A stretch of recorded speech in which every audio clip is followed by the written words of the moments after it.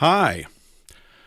Good morning, good afternoon, good evening, good middle of the night to you and all that kind of stuff. It's just gone 8 p.m. here in the UK. It's 4 p.m. in the US, East Coast time. This is Paul English Live, number 9.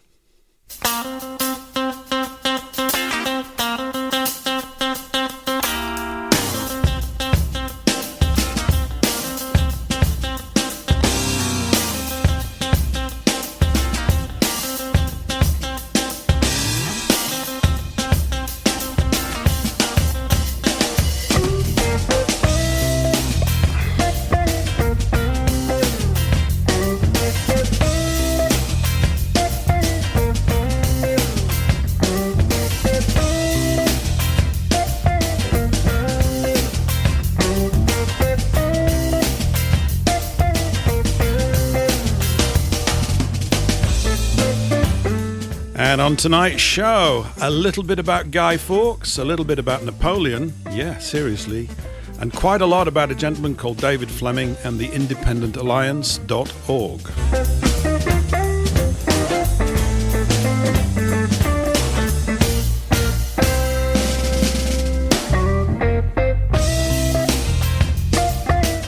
It being that time of the year, didn't seem right to leave poor old Guy Fawkes out of the mix, so we're just going to have a brief word or two about him.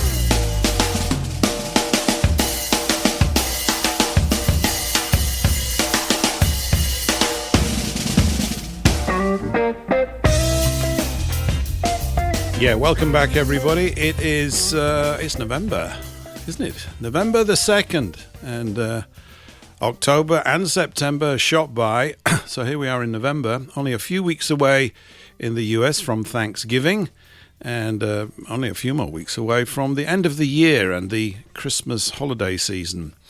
So good to be back with you again. These weeks fly by. They do for me anyway, and maybe they're doing the same for you. As I said in the intro, we need to say a little bit about Guy Fawkes. You're listening to Paul English Live here at paulenglishllive.com. If you head over there, you can pick up all the sort of connections into the different channels that we're going out on. The main one being, of course, WBN324.com, where we're pleased to be here. But, of course, we're a slightly different hour because we've had a wonderful clock change over the weekend. Our clocks went back here in the UK and mainland Europe. Saturday just gone, or Sunday morning just gone. So we're now running around at a 4-hour difference between here in the UK and US East Coast time. So time zones are, we've just started, just gone 4 o'clock in the US East Coast, 3 o'clock Central, 2 o'clock Mountain, and 1 p.m. Pacific. So this is about as near time-wise as we're ever going to be. We're never going to be closer than this. Isn't that marvellous? I bet you all feel a nice, wonderful, warm feeling of connectedness with everything that's going on. So there we go. So hence the slightly aberrated hour this week. But everything's going to return back to normal next week because I understand North America is doing its clock changes too next weekend. And they are a pain in the bum, aren't they? I don't like them very much. I find this one far more difficult than the one coming out. When we put the clocks forward and I lose sleep, I seem to quite like that. Supposedly gaining sleep never sits very well with me. I mean, the dark nights come, of course, which is unavoidable. But, you know, you'd think that if we're going to do the changes of the clock, call me practical or something, don't you think it would be sensible if the whole of the Northern Hemisphere did it all at the same time? I know it's wacky, isn't it? It's radical ideas like that that can get you locked up and your life ruined, all that kind of stuff. So I mentioned earlier we'd give a brief shout out to one Guido Fawkes, more commonly known as Guy Fawkes. And it's a tradition over here in England that's long-standing because Fawkes is famous. No, actually, he's more than famous. He's infamous, which is, I understand, more famous than being famous, for being one of the plotters in what was the Gunpowder Plot. And in a way, the echoes of that plot are rather relevant to tonight's guest. Not that he's a gunpowder plotter. He'll be on in about 10 or 15 minutes, I think. And because I've just got a couple of things to go through. But you may recall, no doubt you did, I don't know if you were around at the time, but in 1605, Fawkes, along with a crew of people headed up by, I think it's Catesby, was the ringleader of the whole thing. They were a bit cross with what was happening in England with regards to the religious limitations on Catholics, and rightly so, really, in the sense that, and I've mentioned it here before, what's known as the Great Reformation really should be called the Great Devastation. There's a problem, I would suggest, with nearly all organised religions these days, and there's obviously the history of them shows that there's been pretty much a problem with them up and down the ages as well, and they've tended to get in the way of the actual good truths that we all need to get access to. However, that aside, Fawkes, I also have another connection with Fawkes, as some of you know, because I drone on about it, and also my little image is indicative of it. I come from Yorkshire, and so did Fawkes. How about that? He was born in York, which we all used to say should have been the capital of England anyway, but of course it turned out not to be. That honour, or is it now disreputable honour, falls upon London, old London town, which of course is not too much of an English town or city anymore, is it, from what I keep seeing with the breakdown figures of who lives there. Hey-ho! But Fawkes was a very brave fighter and fought on continental Europe. And interestingly, he wasn't born a Catholic. His mother remarried, and she married a Catholic, and he then became a Catholic when he was about 19 or 20 years of age. And he was a man of great courage and great fighting abilities, so they brought him in because he wasn't well known in England. And his job, he obviously didn't succeed at this, was to take down 5 to 10 barrels of gunpowder. They say, in some cases it's way, way more than that, and place them underneath the Houses of Parliament. This is in 1605. And on November the 5th, so I'm a few days early with this, this coming Sunday, of course, here in the UK, on November the 5th, he was due to light the fuse and stand back, whilst literally most of the establishment figures, including the King, James I, and his wife, were to be blown sky high.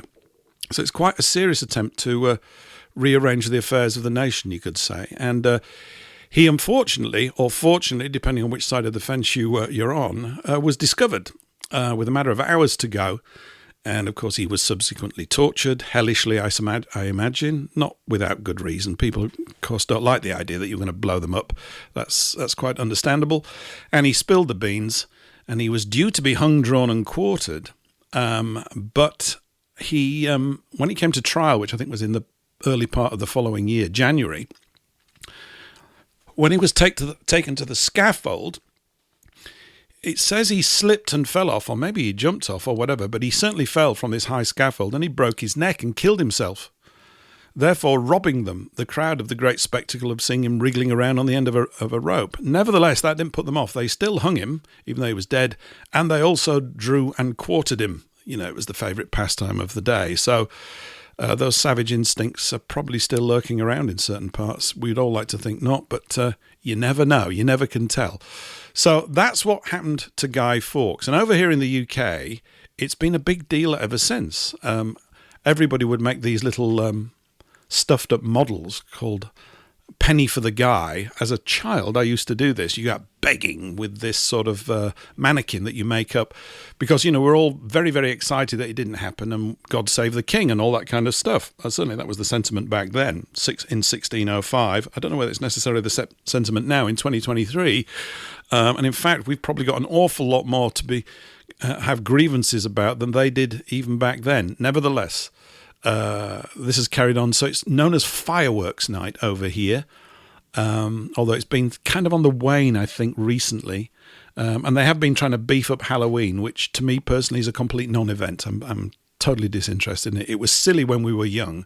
We weren't interested in turnips and all that kind of stuff. It was nonsense. We were just waiting for bonfire night so that we could let off rockets at our friends up and down the street. That was much more fun. Anyway, there you go. So this Sunday, rain willing, and it's been raining all over England like mad for the last week, and we're told that lots more, all natural, I suppose. I don't know what to believe, really. It is the season of rain. That people will be loosing off fireworks everywhere. So there you go. And that's the image that you see for today's show, which is really rather spectacular, I think. I mean, we plough through these images during the week and try and find something relevant or something nifty or just something to inspire us. And so the whole show is not about Guy Fawkes, but also those of you who are familiar with the film V for Vendetta will see that is really where it's drawn from. In fact, the whole of the mask of V for Vendetta is inspired by the clothing of Fawkes and his accomplices in the Gunpowder Plot. Anyway, it's a fascinating and rather brutal part of British history or English history, as many parts are. Now, so that's one little bit of history out of the way, because we're going to get onto current events very soon. But it's a good theme, right? I might start mentioning it later on when David joins us very soon. Napoleon. You know me, I keep banging on about this. I have no idea why. It is purely because of the film. But I've been reading a little bit more about the French Revolution. It's going to turn into a joke, this. I'm going to be some sort of online eccentric about it, but never mind. But not so much this week. Last week, I think I mentioned a book by a chap called McNair Wilson, a British MP who wrote a book on Napoleon's life in 1936. I think it was 36. And he mentioned at the beginning of that book that there was a book he'd discovered, which was, or he'd come across it. He said, this is the first book that's been written with the knowledge of a book by a guy called General Caulaincourt. It's like cauliflower, Caulin-Court. And Caulaincourt wrote a book called With Napoleon in Russia. The memoirs of General de Caulaincourt, Duke of Vicenza, or Vicenza, Vicenza. And so I was going to try and buy a copy, but it's not in print. Hint, hint. Any enterprising people out there, maybe I'm one of them. I don't know what demand there's going to be for this. Maybe there's going to be huge demand after the film comes out at the end of this month. I mean, maybe we can all go Napoleon bonkers. Maybe we could all start selling the hats, right? Maybe the hat's going to come in. We'd all walk around with our hands inside our waistcoat pockets like jolly old good Freemasons and all that kind of stuff. But I didn't really want to bring myself to spend 75 or 80 quid on an old copy. But because they'd been printed or translated into English in about 1920, which is about 100 years or so after they were written. And the story of the documents is fascinating as well, because the town in which Caulaincourt was buried and where his archive of notes were buried was bombed heavily during World War I. And they found this cask, and it took them ages to open it. And then they came across literally masses of things that he had written. And he was a prolific note taker, like every day. And I understand that Napoleon was similar. I think he wrote something like 15 to 20 letters a day, every day of his life. So he's basically like the equivalent of being on the internet, on Twitter, except you've got quills and gallons of ink, I suppose, or you're dictating it to people. And these things were finally translated, I believe, in the 1920s, which is why McNair Wilson was able to get hold of them and read them and then write his history of Napoleon with them in mind, which I haven't read. I haven't read McNair Wilson's book. I may do, I may not. But I got hold of Caulaincourt's book. I got it as a Kindle version for a couple of quid, really, from Amazon, because, as I said, I wasn't too keen to spend such an amount of money on a book I didn't know what it was going to be like. It's astonishing, and I say that probably a bit too much now. It's going to lose its meaning. It's an astonishing book because he's literally with Napoleon all the time, making notes about their arguments and their rows and their disagreements, and Napoleon winding him up, which he does all the time. I'm only about 40 pages into the whole thing, 40 or 50 pages into him, but their relationship is really amazing to read through these notes, it's almost as if this was the dialogue for a play that needs to be put on. Seriously, a dialogue for a play. And I just wanted to read you a couple of bits. This has got nothing to do with, this is me hopping off over into one particular space to just bring it to your attention about how different the times are with regards to the quality of life and what we think is important, things like this. So the whole of the lead up to going into Russia is a bit harum-scarum. It's as if Caulaincourt had spent a year and a half in the court of, in the Russian court with the Tsar, Alexander. And they were good mates, basically. And he thought the whole idea of going into Russia was not good. But as obviously he was overruled in this, and he did his best as a stout Frenchman. But the whole thing kind of drifts towards it. If you get round to reading it, it kind of drifts to them marching into Poland. I just wanted to read you a couple of bits here. It's called Part 2, Advance, Chapter 3, First Blood. This is nothing to do with a battle, by the way.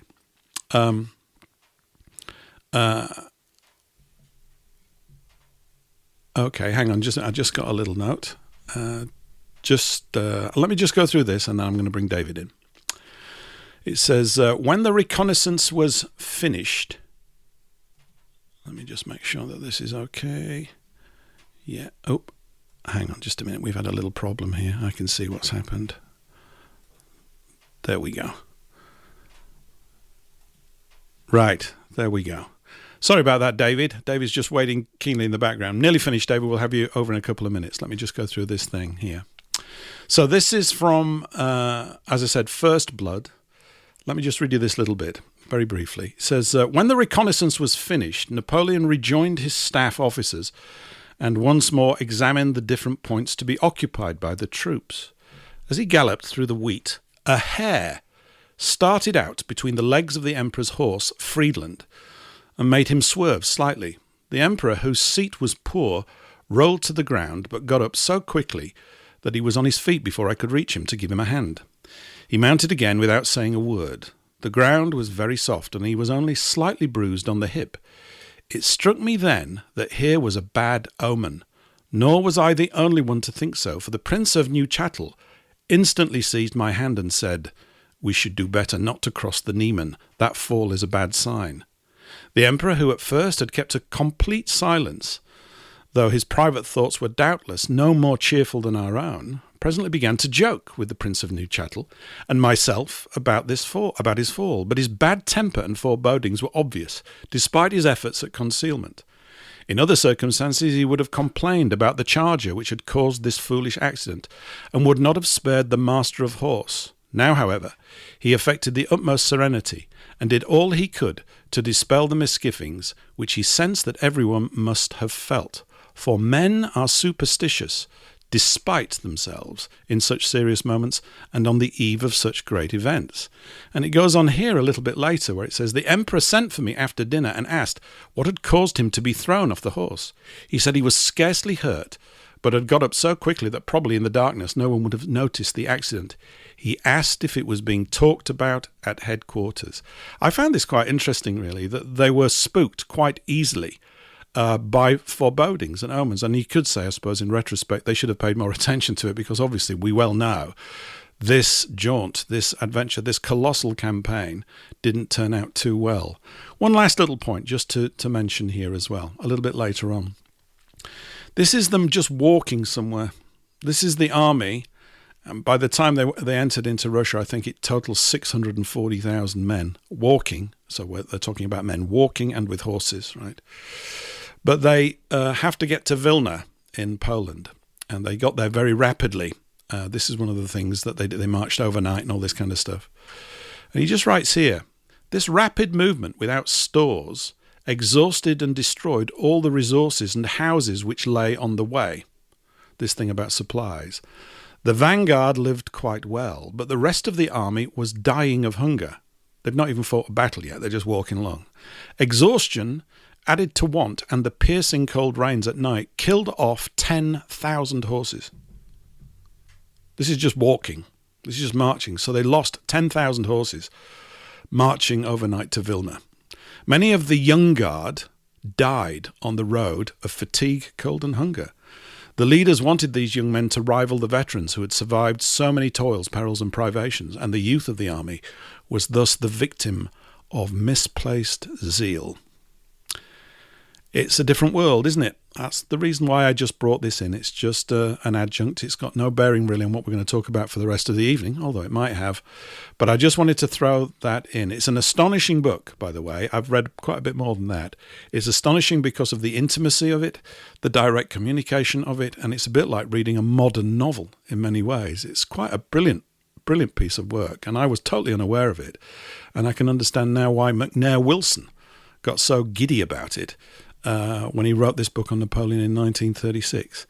And to draw the line into where we're going as well, the McNair Wilson's book touches on the fact that Napoleon is fighting against the system. I know we're led to believe otherwise, but he was, with regards certainly to these coalitions that were brought against him, this attack on a system that he was seeking to impose. I'm not saying he's a saint. That's not what I'm saying. I've yet to still learn more about this guy. But it is an astonishing life. Of that, there's no doubt. And the willingness that they all have to go to war over certain things is quite astonishing.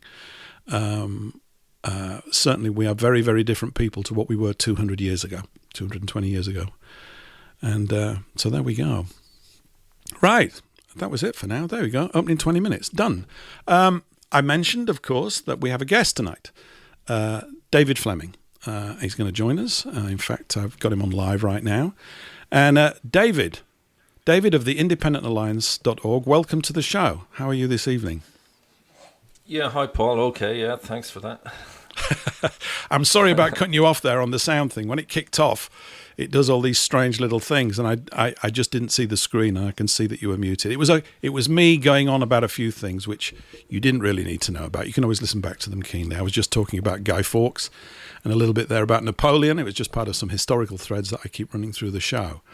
But we spoke, didn't we, briefly just before the show, first time we've spoken, and I was made aware of your site through a post, I think it probably was on a Richard Vobes video or somewhere else like that I'd seen. And that's why I got in touch with you, because, well, you're up to a few things, aren't you?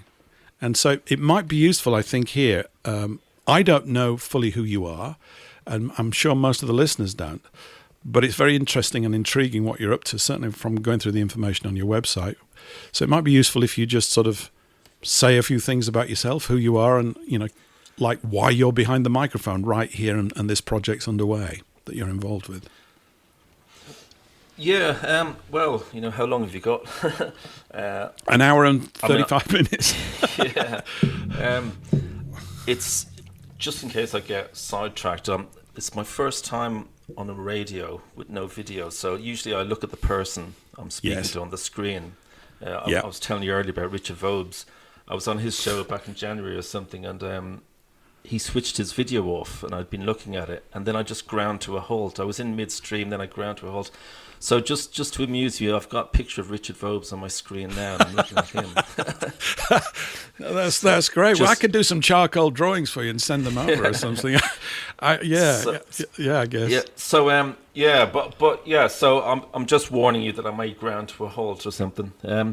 What do I do if you do that? Why, do I start shouting or something and remonstrating with you? Yeah, just prompt me. I mean, I don't know why, because, you know, obviously I grew up using the telephone, you know, and you just sit there talking into the void there, don't you? You do. But yeah. So it might take me a minute to get into the swing of things. But yeah, no, I mean, I joke that I didn't work hard at school, so I didn't become a doctor or already. an engineer. I ended up getting just enough to get onto a science degree course, and I was offered 2 science degree courses. One was environmental health and one was applied sciences, and I had a friend in each of them who had already got the same course, and so I was just decided which friend I preferred at that moment, you know. So I'd sort of fallen out with one of them temporarily, so I ended up going and doing environmental health, which I never liked, I never enjoyed, and but I'm still doing it, you know, 40 something years old. I don't know. how long is it? Yeah, 38 years later. So environmental health is like a jack of all trades, master of none type of profession. I mean, it's sort of an environmental health officer could probably, well, not me, most of them could sort of knows everything about everything, Whereas I don't really.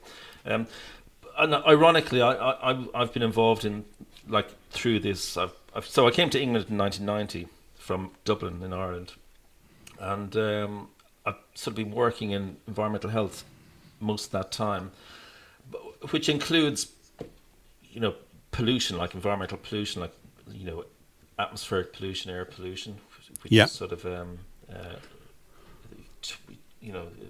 relevant at the moment, and also public health. So environmental health officers are like the local public health, I forget what they even called now. That's the guy in charge of public health in an area. Public health bloke, or something like that. Yeah. Yeah. I can't remember. But they would be in charge of the public health, and they'd have to chase up outbreaks. And environmental health officers would be sort of their foot soldiers. Sometimes they might say, "Oh, there's been an outbreak of cholera in Hounslow. Can you sort it out?" So I used to do genuine track and trace from Heathrow Airport. People would come in and they'd be ill on the plane, and the doctor at Heathrow would notify us that somebody has cholera and they've gone home to their house, and then we track down their family and stuff to make sure none of them were working in food factories or something. Yeah. So genuine stuff. So I roll forward 30 years, and I don't want to go into too much detail, but I did track and trace 2 years ago for a London borough, because it was the only job around. But to cut a long story short, I didn't do it properly. Okay, so I never actually tracked anybody down. My contract ended very abruptly as well. So, but but that was track and trace for fictitious, reasons. So I've seen the real thing, and I've seen the made up pretend one. In between, I try to escape to motor racing. So I've worked. I wanted to be a racing driver. That's sort of why I came to England in the first place. Really? I thought I'd. Wow. Yeah. Oh wow. Okay, we're going to end up talking about motor racing all night here, David, if we don't watch it. Yeah. Well, I never did. So basically, I didn't have any money. So I decided to come to England and then try and become a racing driver without ever having done anything. So I've never raced a car in my life, or even a kart properly. So, but what I ended up doing was I got a computer back when nobody had computers, and I got a software package, and I started doing, learned how to draw. I was always good at art at school now. So I drew racing cars with sponsorship on them, to show companies what their car would look like with their name on my car.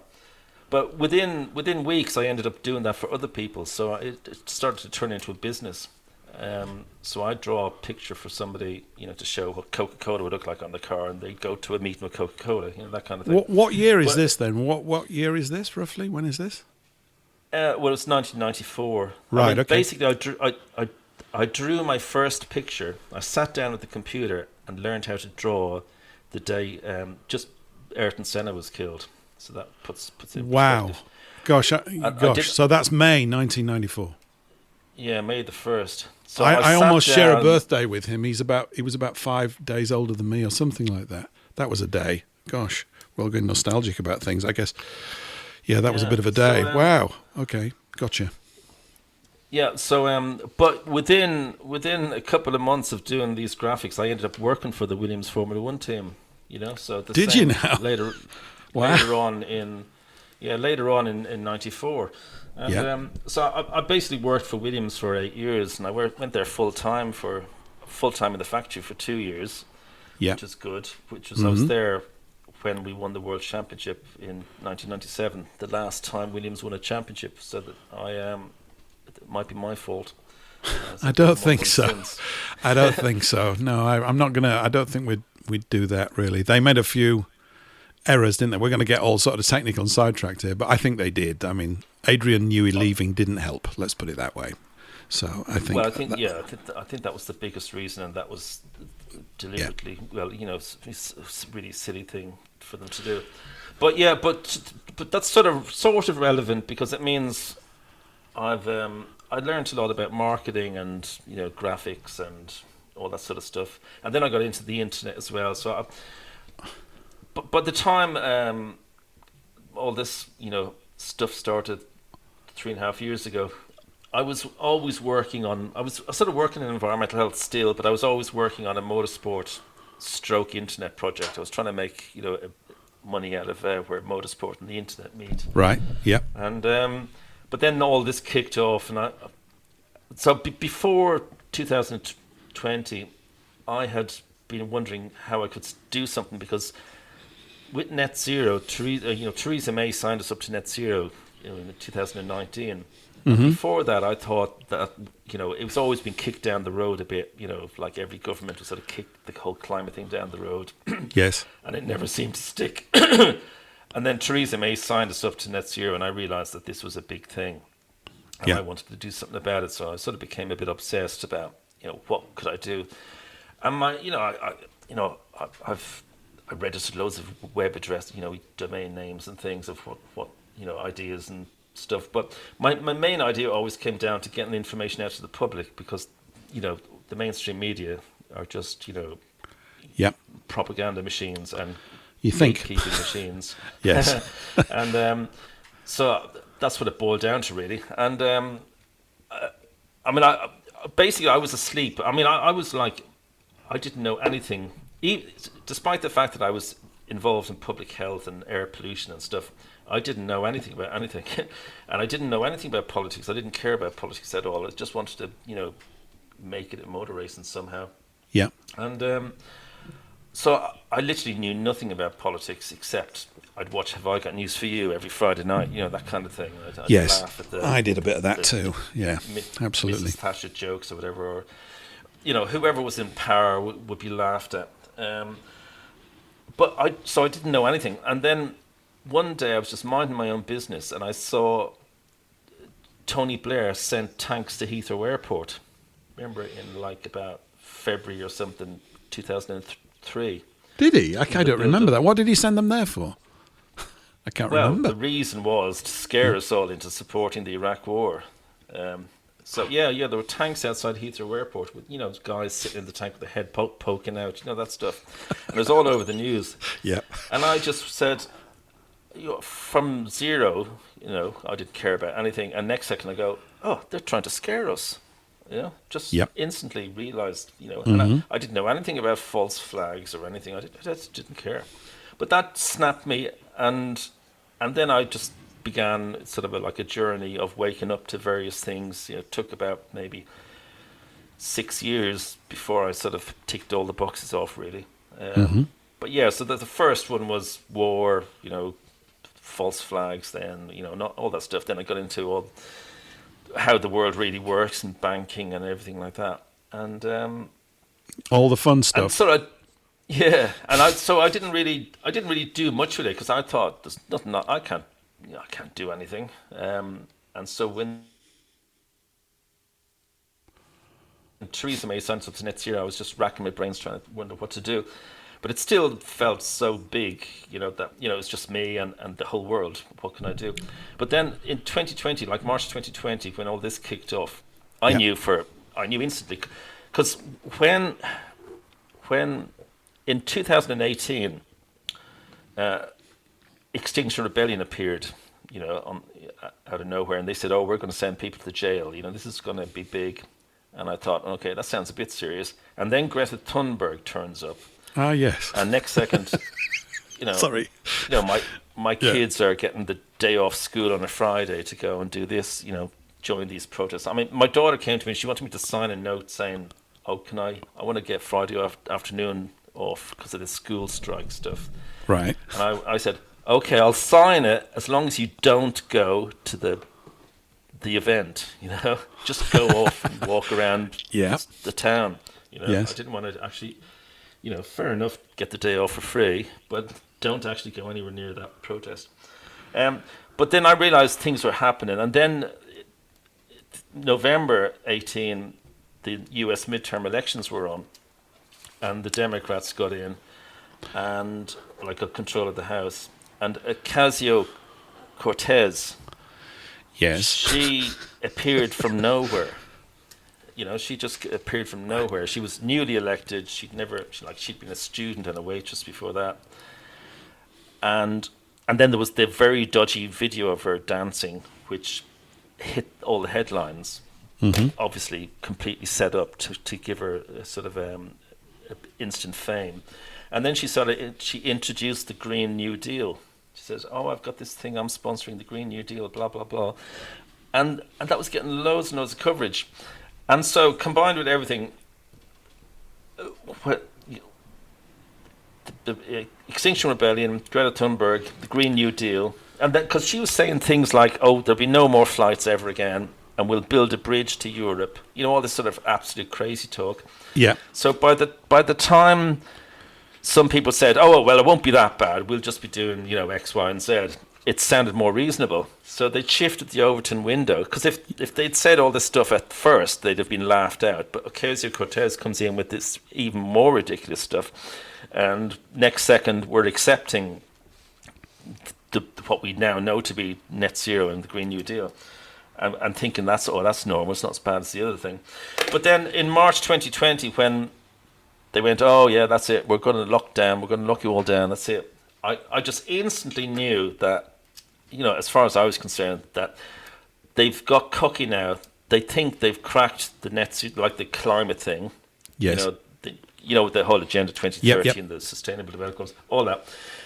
Instead of being kicked down the road, they've got the kids captured now. They've got the UK has signed up to net zero. The US are bringing in Green New Deal. So that's it. Everything's just the dominoes are just going to fall into place.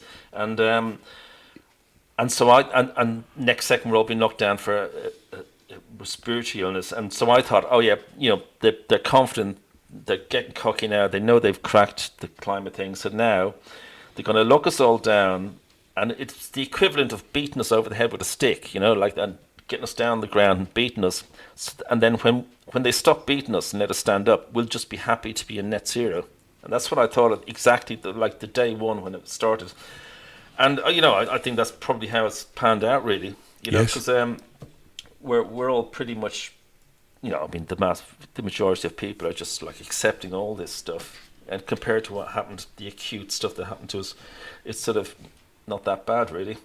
And so when that happened, when that all kicked off, going back to your question, like why I'm here now.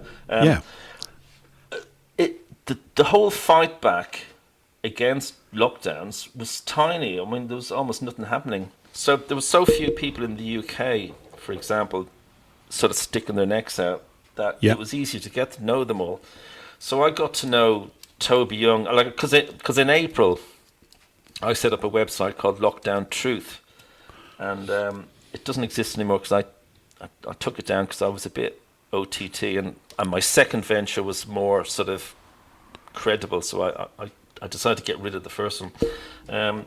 But basically, I got, because I was producing articles and sticking them up, and then I'd get Toby Young, ask him if he could promote them on his Lockdown Skeptics website. Mm-hmm. So I got to know him, then he introduced me to Francis Hoare and other people, and I got to know Martin Kulldorff in May 2020, and then he went on to do the Great Barrington Declaration later on, which is quite good. And Mike Yeadon and Claire Craig. So I got to know these people, and before you know it, I'm mixing it with people. I'm getting some traction. You're in there, yeah.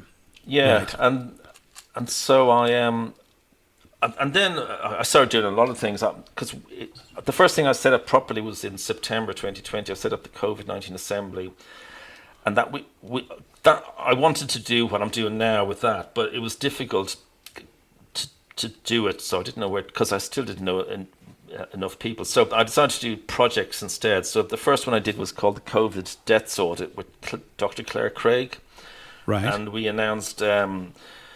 It was an ambitious target, and I still want to do it, but it hasn't happened properly yet. But it's called the COVID Deaths Audit. We wanted it because the whole COVID thing was sold on the fact that people were dying and everybody was afraid to die, so they're doing what they were told. And obviously, anybody with a I don't want to insult people, but anybody with Go any on, critical... get stuck in, I would. If you have more than one brain cell, you know it was all lies. These deaths, I mean, they were literally telling us they were lying in one side of the mouth and telling the truth at the other side, about releasing statistics. And that's what. Yes. And every time you'd see it on the BBC News or whatever it was, because I never watched it, but they'd have in the corner deaths of any cause within 28 days of a test, They were literally telling us. But anyway, yeah, I mean, we all know that these deaths were made up. I mean,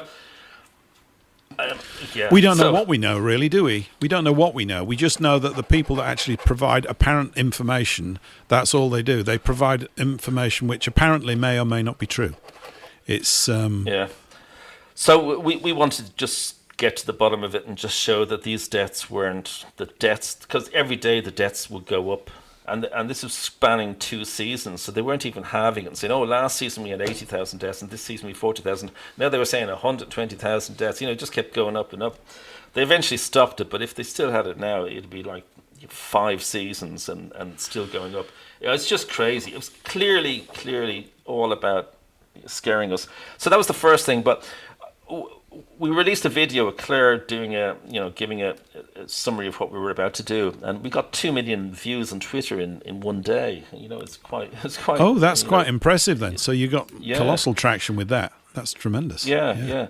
And so as part of that, because we were obviously wanted people to come forward with information, from hospitals and pathologists and everybody, we decided to set up a whistleblowing service, and a proper one. Because at the same time, there was actually somebody else, it wasn't serious, but somebody else set up an NHS whistleblowing service, which was, send an email here, and we promise not to tell anybody. Whereas our whistleblowing service, we had Francis Hoare, the barrister, was fronting it. We had our first solicitor on board, who was a pro bono, an employment solicitor, and we had a form on the website. And basically, if you wanted to whistleblow, you'd fill in the form, and the form would go directly to the solicitor, and we'd never even see it. And then the solicitor would, have that,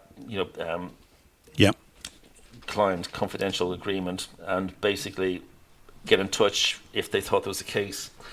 And the first case we got from that was with Dr. Sam White. I don't know if you remember him.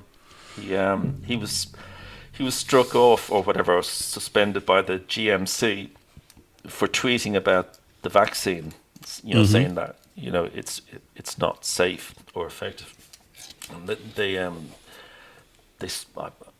suspended him and said you're not to tweet about this anymore. You're a very naughty boy. Yeah. And basically we won that case, and great. And they had to reinstate him, and told him he can go back on social media and that. But that was quite a big case at the time, and it was like it's quite good. And then I'm going to use up the whole show just to introduce. No, it's fine. It's okay. No, it's really useful, because I've learned a lot about you in the last 25 minutes, and it's very useful. Yeah. So. Yeah. Okay. Well, then, because of what I've been doing with the COVID-19 Assembly, I got invited into a room in July 21, which is a guy got everybody in a room together and said, what should we do? So it was, and everybody active at the time, like Lawrence Fawkes was there, and Us for Them, and Right Said Fred, and anybody who was sort of active, just trying to fight the lockdowns and stuff was in the room. And the guy in charge, I don't even like to say his name anymore, but he said, what should we do? And I got onto the steering committee. We agreed to have a steering committee, and I got onto it. But this is 2021. This a couple of years ago, right? 2021. Yeah. Right. I mean, it was the guy who got everybody into the room was Alan Miller, and he'd been involved in the nighttime industries. And his best idea was that we'd all send out the same tweet on a Friday. So I got onto the steering committee, and I put together a pitch, and I said, so why don't we call ourselves Together? Because we're all working together now. And we could have a declaration, like the Great Barrington Declaration, only a step further, because that only covered, shielding vulnerable people from COVID, whereas, we should be talking about much more than that. Yes. And I designed a logo and said how it might work and stuff. And the steering committee said, okay, yeah, let's do that. So they all voted for it. And that became the Together Declaration, which I don't know if you've heard of that. I haven't, no, but I have now, yeah. But that launched in August 2021. And like we got 100,000 signatures in the first few weeks and 200,000 eventually. But to cut a long story short, and a couple of things happened at that point. A very wealthy guy got in touch with me because he'd seen the Claire Craig stuff and the Francis Hoare stuff and said, oh yeah, I like what you're doing. I want to give you a bit of money. So he gave me £20,000 basically. Mm-hmm. Right. And just when Together were launching, and I ended up spending all that money on Together, you know, I don't know if you ever saw the London protests in sort of August, September, October, like the later part of 21. Yeah, I know quite a few people who went on them. I wasn't one of them, but yeah, I'm aware of all those events, yes. Because I got these placards made, the black and white placards saying no vaccine passports. Oh, so it was you that did that, right? Okay, I got it. Yeah. So I it's my idea. I designed them, you know, had them printed, stored them all in my house, transported them, you know, paid for them. And so that was me. And then, but at the same time, that rich guy also said he'd be quite interested in getting involved with some of the legal cases. So I knew that Francis Hoare and Stephen Jackson wanted to do some cases, but, you know, they don't do them unless they've got somebody to pay for them, you know. Really? Right, yeah, that kind of figures. Well, because... Yeah. Well, okay, forget about their fees, that's a separate issue, but it's the indemnity. So if you lose, you can't take someone to court if you don't have anybody to indemnify your debts if you lose. Because you might end up with a £400,000 debt. If you have a judicial review and you lose, you have to pay the fees of all the bar, you know, the legal team of the government. Yes. And so, which is about £400,000. Not much. No, I mean, clearly designed to stop people from having judicial reviews, you know? I think so, yeah, I'd agree with you on that. Yeah, that sounds par for the course. But the bottom line was we got 2 judicial reviews backed by this wealthy donor. So he ended up spending about £1 million. And the first one that... The COVID-19 Assembly, my group, was the case holder for it, and that was the judicial review into the decision by the MHRA, which is the body that approves, you know, medicine in the UK. They approved the COVID vaccine for children, basically, and we were saying, you know, we want that overturned. We want to, you know, stop that decision, and you know, so that was the first one, and the second one was against mandatory vaccines, and ultimately, both those cases were thrown out. But Together, that was with me. But the case for the vaccines, the mandatory vaccines, Stephen Jackson, the solicitor who ran the case, just sort of cut and pasted it and just redid it again. So using all the, you know, the work that had gone into it before, just relaunched the case. And ironically, it was launched on the Thursday, and on the Friday, Sajid Javid, I can't remember, is that his name? Sajid Javid. Oh, I don't know. The health secretary, something like that. The UK health secretary, the next day admitted that the vaccine mandates were disproportionate. You know, the mandates that for the healthcare workers. Yes. And that basically signed the death knell. And I mean, I think that, you know, it was a coincidence, really, but still, and that sort of took me up. But to cut a long story short, I fell out with that Together organisation. I won't go into too much detail, but it wasn't my fault. I did nothing wrong. Okay, and also they didn't agree with anything else, or they didn't believe in any conspiracies. They thought it was all just, you know, it's all just cock up or just overreach, you know. Yes. You know what politicians are like. Yep. Whereas I wanted to tackle the whole Great Reset idea. I don't like using the term Great Reset, but I'll use it for, you know, to speed things up here. I'm with you. I don't like it either because it's their language and they designed it. I call it the Great Train Set because that's what I think Klaus Schwab needs to be given. He needs to create a great train set and just pretend he's in charge, and then we'll all be happy, him and his crew, So, but that's just me being Well, flippant. I mean, I don't take him seriously at all. I mean, I don't consider him or the Great Reset as anything. I mean, they've just got the gig at the moment to promote this, whereas they could be gone tomorrow. Yeah, they're the actors out front. They've got, this is their role. They've got some lines to say until they're useless, and then they'll replace them with someone else. Absolutely, he's a ridiculous figure. I mean, he's just ridiculous, particularly the ridiculous accent. I mean, it's just over the top. It's just nonsense. Nobody can even possibly talk like that. It's mad. Well, no, I forget who it was now, but quite a while ago, a couple of years ago, I heard some German guy being interviewed, and and he spoke English better than I do, Mm-hmm. and he said that it was, an educated German, and I forget, he was involved in anti-lockdowns to some degree, but he said that it was ludicrous that Klaus Schwab had an accident like that. You know why, don't you? I mean, they've wheeled him out. He's supposedly an Austrian. I'm not really fussed one way or the other. But what they're doing is they're trying to evoke the idea of the evil Nazi scientist. That's part of it. Look at him. He's got a bald head. He's like Blofeld, isn't he? And he talks like he's about to choke on his own tongue all the time. He's ridiculous. He's very funny. But unfortunately, many people still take him seriously. He's a ridiculous character. He really is. Yeah. Yeah, because he's been working in, for 54 years on this. You'd think some English would rub off on him, wouldn't you? I once heard, about Henry Kissinger. His ridiculous is also put on. I've got no way of proving this, but I really lay it on and go, no one talks like that, you silly oaf, stop it.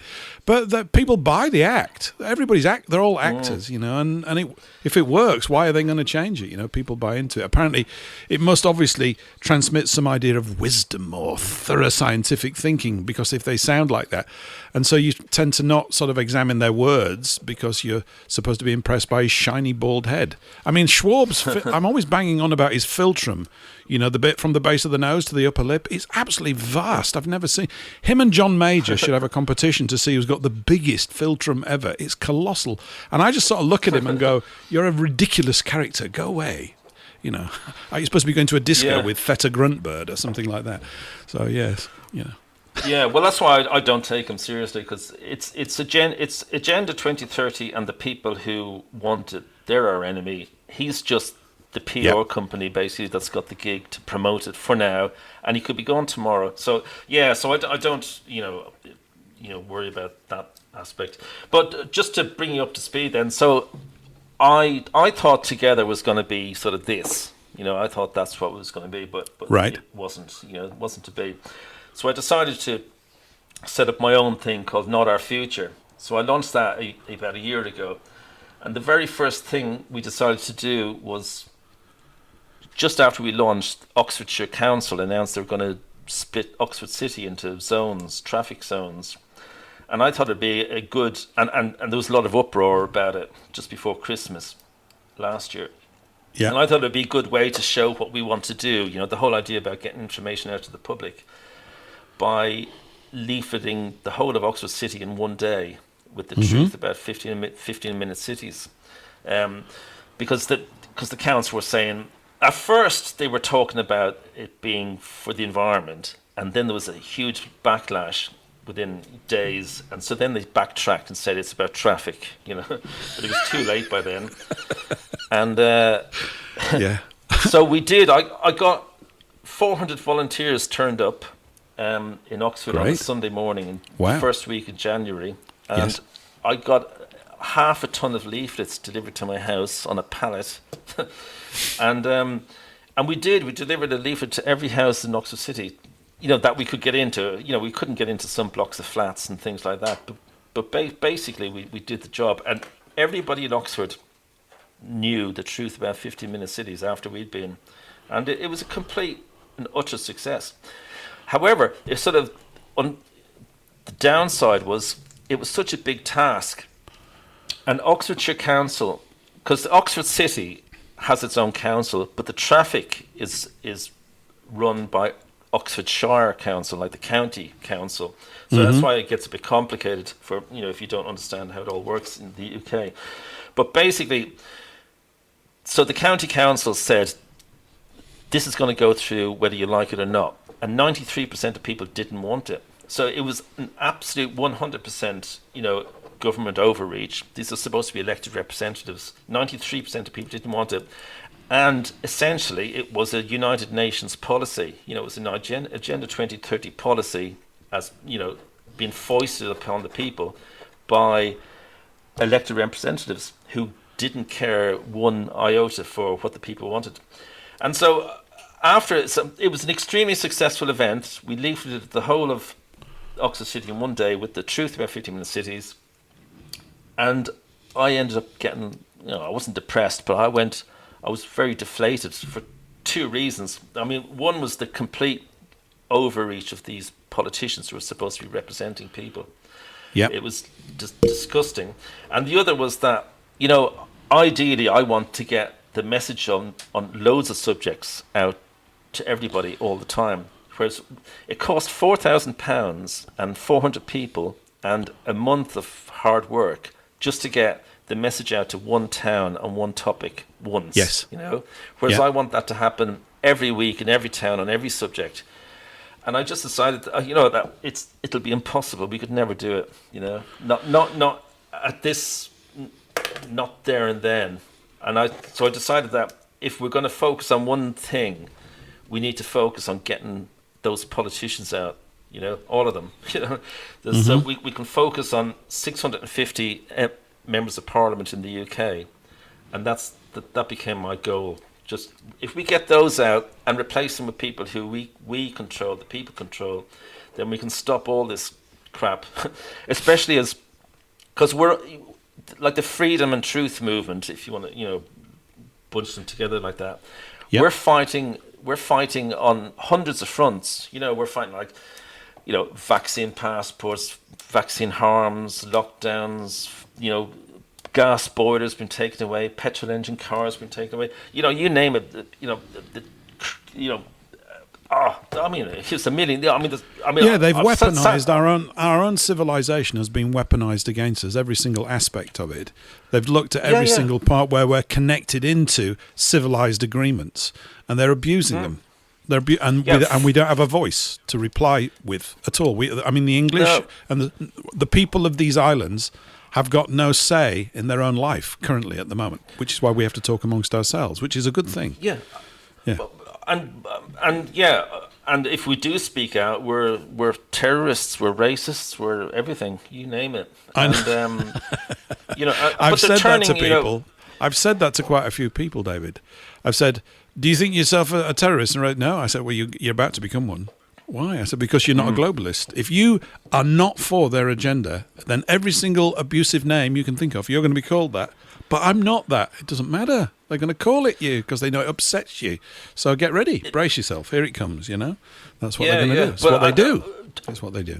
And they sort of tested it with Justin Trudeau, didn't they? They got him to call the truckers every name you can imagine.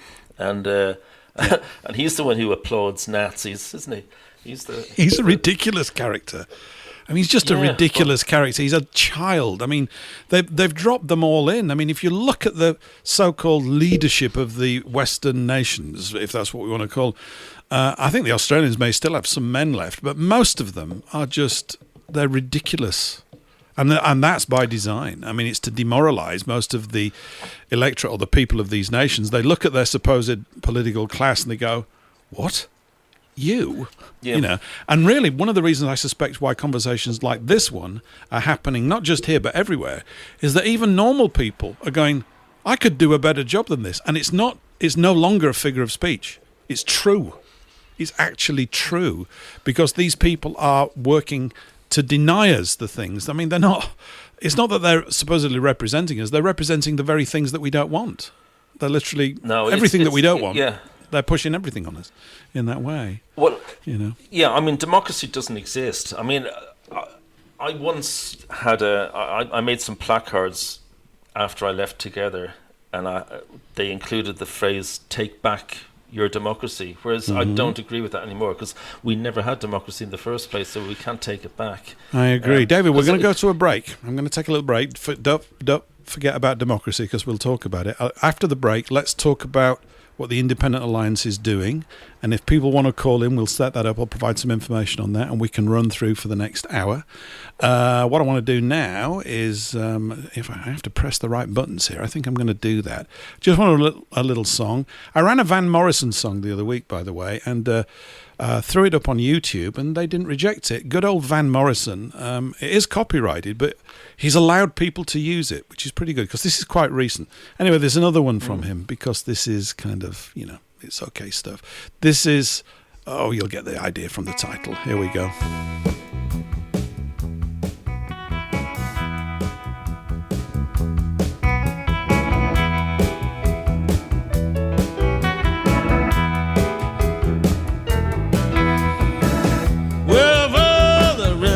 Gone, hiding behind computer screen.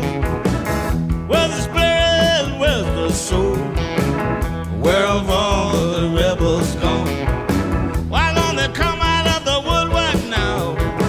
One for the money, but two for the show. It's not very rock and roll.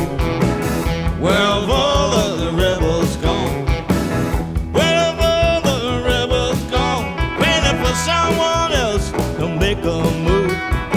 While they're sitting on the fence, well, it's some kind of pretense. I'm not saying much at all. Where have all the rebels gone?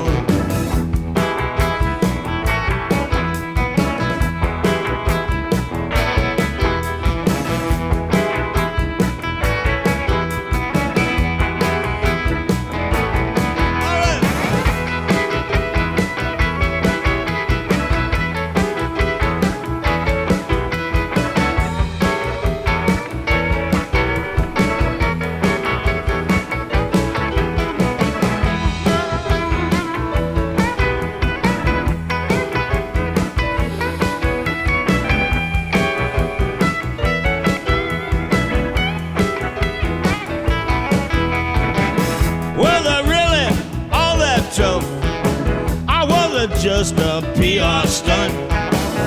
One for the money, two for the show. Where have all the rebels gone? Where have all the rebels gone? One for the money, two for the show. It's not very rock and roll. Where have all the rebels gone? Were they really all that tough? Or was it just a PR stunt? Saying very much, are they? Where have all the rebels gone?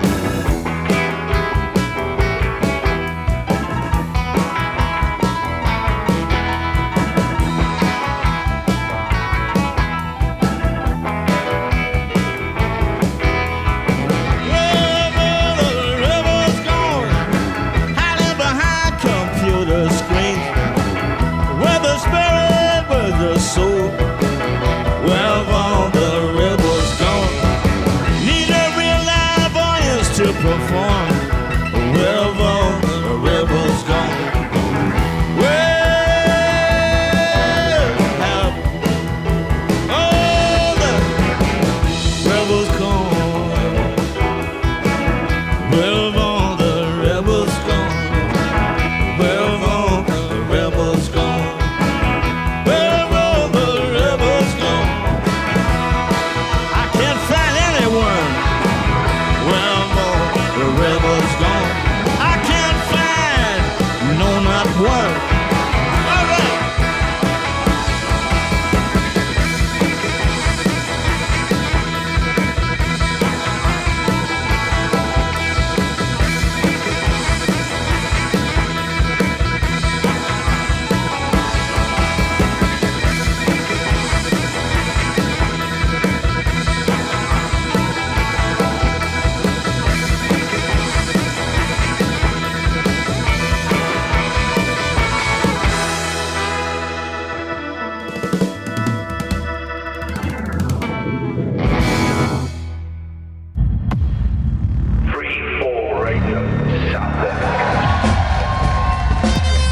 Attention all listeners, are you seeking uninterrupted access to WBN 324 Talk Radio despite incoming censorship hurdles? Well, it's a breeze. Just grab and download Opera Browser, then type in WBN324.zil. And stay tuned for unfiltered discussions around the clock. That's WBN324.zil. The views, opinions, and content of the show hosts and their guests appearing on the World Broadcasting Network are their own and do not necessarily reflect those of its owners, partners and other hosts or this network.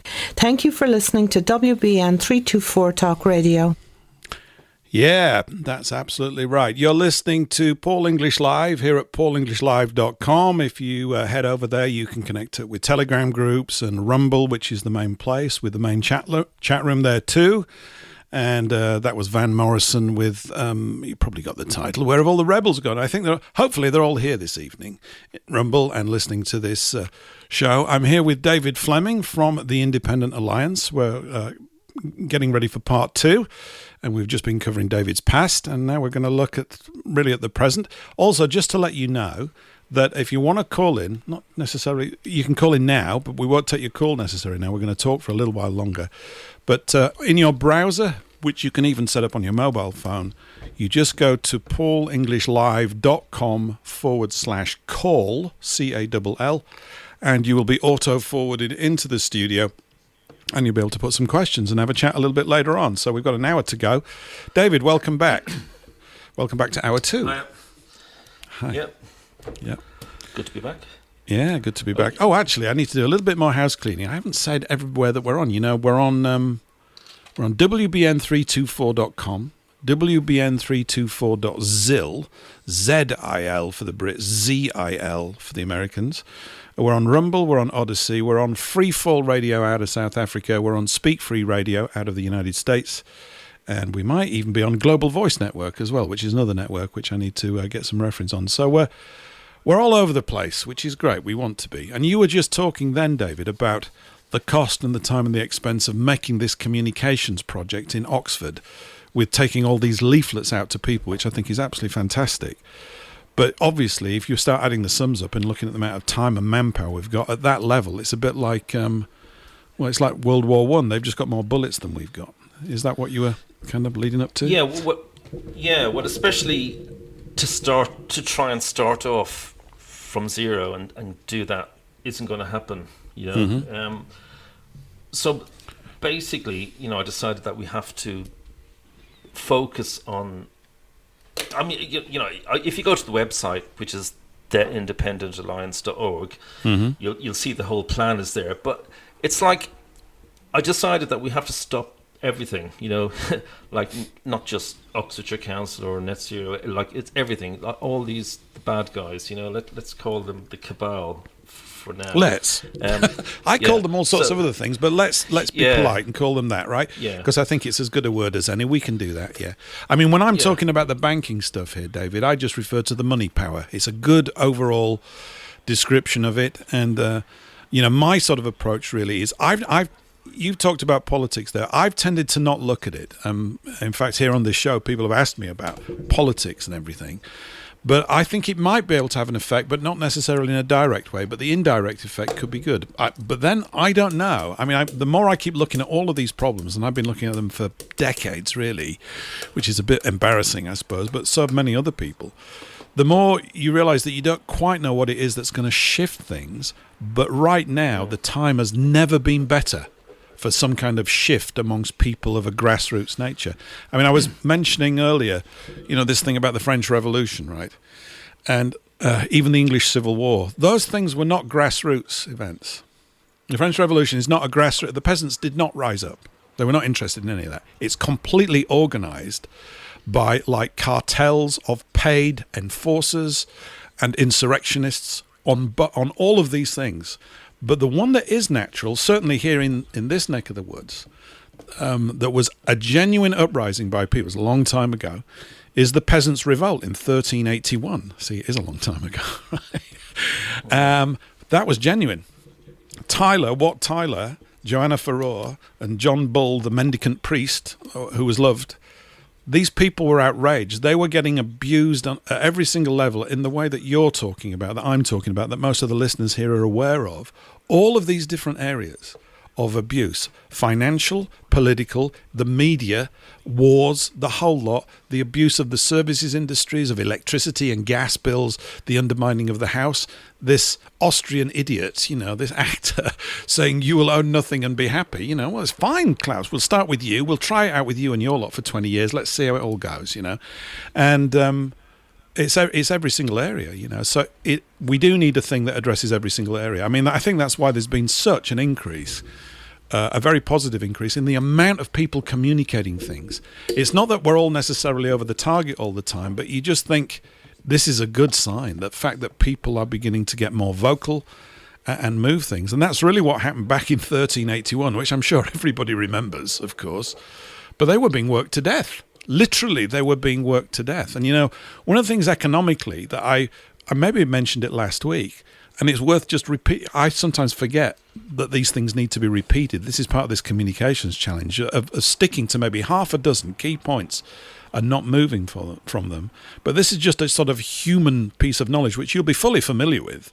My dad bought a house for us in 1962 when I was 2 years of age for £2,000.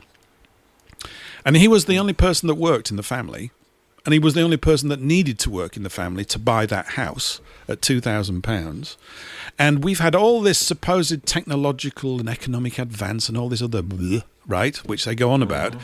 We've got all this machinery that produces stuff at the drop of a hat for 1/1,000,000th of the cost it used to take us, and yet now it takes a man and a woman to go out, and they can't afford to have children, and they can't afford to pay for their house, and they're under pressure and they're losing their houses, and they say, well, everything's great. Well, I think not, and I think we don't want any of these things. So I guess this is what you're doing with the Independent Alliance is pulling all these threads together in this particular project and approaching it through the political sphere, something like that. Yeah. I mean, your point about one man being able to pay for everything is exactly what we're sort of focusing on. Yes, I'll get around to that in a second. I mean, you like your history, and I'm not going to teach you anything new here, but how the sort of elections began in the UK, in the 1600s generally, yes. Mm-hmm. and sort of got a little bit of steam after that. Sort of, but by the 1750 around then, we had the two parties basically had sort of become, they weren't parties officially. It was just like two groups of people who were aligned, the Whigs and the Tories. Yes, and they were the only people who could vote in those days were landed gentlemen. So the only difference between the two parties was going back to like Guy Fawkes, was the people who didn't want the king to be Catholic and the people who thought the king should be Catholic if it happens that way because that's God's decision, and that was sort of the only difference between the two parties, and that kept going along for a while. The Whigs turned into the Liberals and the Tories turned into the Conservatives.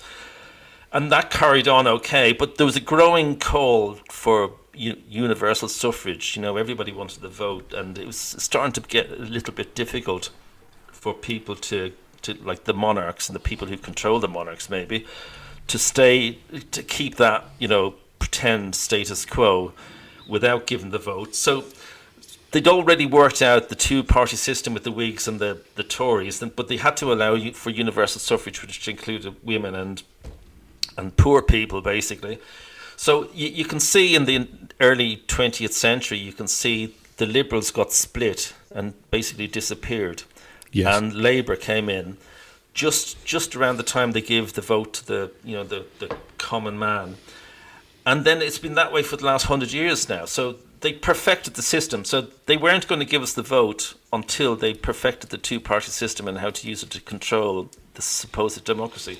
Yes. And so they were perfectly happy with that, and it's served them well ever since because it's still working. And it's just so it's a complete scam, a complete 100% scam. You're such a cynic, David. I can't believe I've got you on. It's outrageous, But I'm one too. Yeah, of course, it is a complete scam. And then added to everything you mentioned earlier, all the things that are wrong. So I sat down, with a blank piece of paper, and obviously it doesn't take long to come up with it, but the only, like you and I, and if we get a few people together, we can't vote Bill Gates out of anywhere. We can't vote Klaus Schwab out of anywhere because they're answerable to nobody.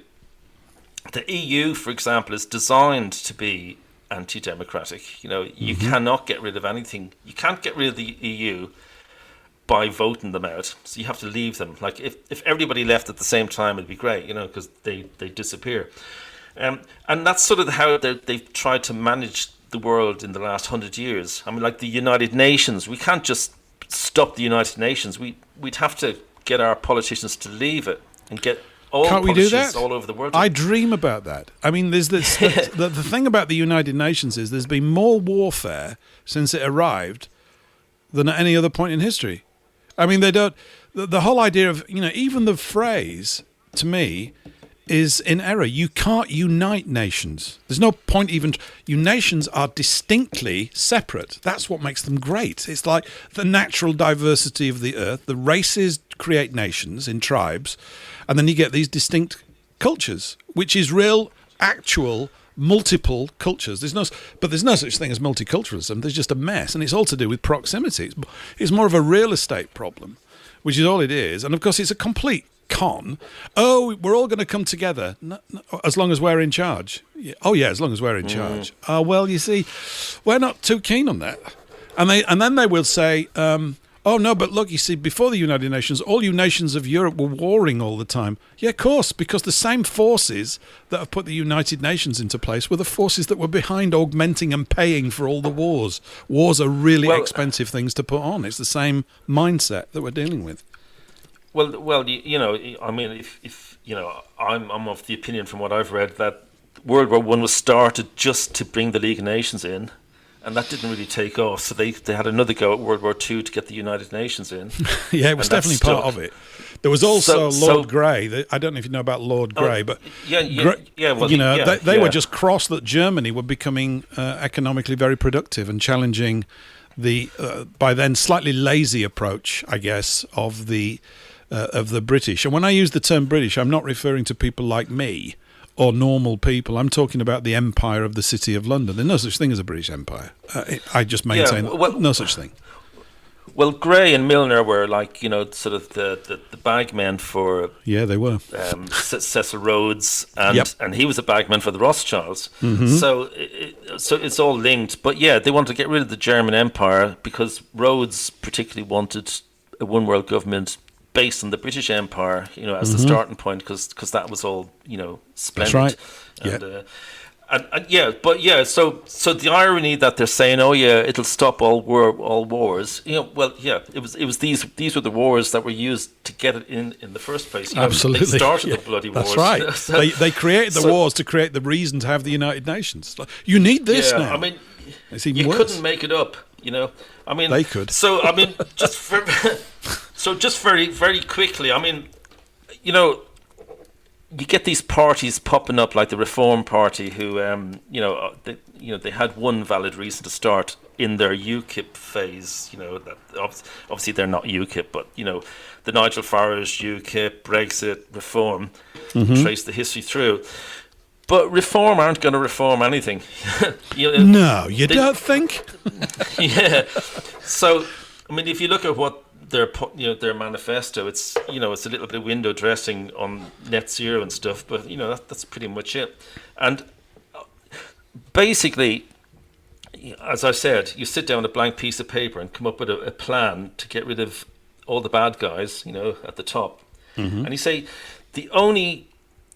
Oh yeah. I was talking to you about you and I can't vote the UN out tomorrow. We can't, blah blah.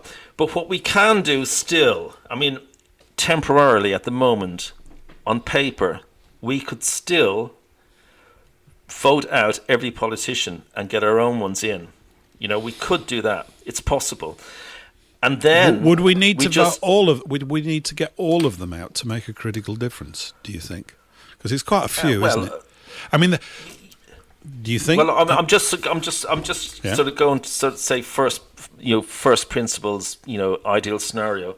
I mean, obviously not all. We need a majority. But you're saying, there's a route in. At least there's an area where people could actually do actions to begin to go in that direction. Yeah. Like in Star Wars, when they're trying to defeat the Death Star, and they discover this exhaust port on the Death Star. I do. I'm never going to forget that.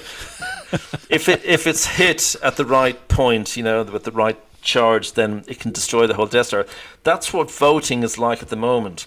We can still do it, and if, for argument's sake, we got a majority in the UK Parliament, we could do untold damage. So let's just say that is a point. That's like, that exhaust port. Okay, now what we do from there is sort of the next chapter, but we won't talk about that right now. Obviously, we can repeal stuff and turn back stuff and uncover stuff and show the public the truth. So we mightn't change everything in one go, but we can get the truth out to the people and say, look, this is what they've been doing. We found all the receipts, that kind of thing. Yeah. And we could do a lot of damage in 4 years. Even if they ended up, shooting us all or something, or hanging. Well, they probably would end up doing that. I mean, the history shows that is generally what they tend to do if they don't get their way. I mean, they might not shoot us; they're probably just inject us with more vaccines. But so be it. Yeah, maybe it's down to that. It's that point in history. So for argument's sake, let's just focus on getting there. Because I meet people all the time, or I talk to people, or I read about them, or whatever, and they think they have a plan, but they don't have a plan. They just have a wish list. They just have. We need to do X, Y, and Z. Yeah. Well, obviously we need to do that, but how are you going to get there? Like, there's a big meeting on Twitter next week, or on X basis, that I'm on. Right. All about direct democracy on next Monday. Now I'm on it because I was invited. Hang on, what was my point? Yeah. So I don't know what's going to happen on Monday, but I do know that I've spoken to people about direct democracy before, and they say, "Oh, we need a Swiss system, where people vote for, blah blah blah." And I say, yeah, fine, but how do you get to that position? How do you get there? That's all you're doing is just making an assertion that would be a good thing, but you're not presenting any way of actually getting to that position. So I had to work backwards. So let's say the goal is to blow up the Death Star, So we want to fire a torpedo. A lot of blowing up tonight. We started off with Guy Fawkes, and we're blowing things up again. I knew it was going to be an appropriate motif for tonight's show. Yeah. Let's suppose we're going to blow up the Death Star. Go on. Yeah. So what we need to do is we need to get a bunch of X-wing fighters with the right bomb flying down the channel, or whatever you call it. And so how are we going to do that? So you just work backwards to what you need to do that. So really, we need 650 candidates to be elected. So how do you do that? Well, you have to choose them, and you need people to go out and campaign for them. So I've come up with how this can all be done, and how do you pay for it? Now, it's all on the website, but it's completely achievable if you can motivate the public, which is that one. But yeah, but the whole point is, this is, as you mentioned earlier, this is a unique time because there's so many things all coming together at the same time, that make this a sort of the next election, which will be possibly next September, next October, makes it a bit unique in that there's a lot of people who are suffering like pain. They've got pain points at the moment, which are, like cost of living, vaccine harms, they can't afford to buy a house, their children can't move out. I mean, there's a million things, like as we said earlier, there's all these different fronts. Yeah, there are more hot buttons than there have ever been, really. And people, it's a matter of, it's not so, people are fearful, I suppose, of change to some degree. I'm not going to go through all the sort of, casual, common psychiatric analysis things that we all do. Oh, it's because of this and it's because of that. All of those things have probably got some truth in them. I think no matter what would happen, I'm not necessarily convinced that a political victory could be achieved, but I think the nothing but good would come of it, and some good could come of it that none of us could even anticipate. I mean, at the moment, I think we were talking about this briefly, weren't we, just before the show, or I was anyway. We need a place for everyone of all, whatever their skills and talents are, where they can just gently or firmly put their shoulder to the grindstone and go, I'm contributing a little bit here. We need something that sends an invitation to a huge number of people, because people are going, oh, I couldn't possibly produce a video show or do these things or run a website. Most people probably can't. I mean, it doesn't matter.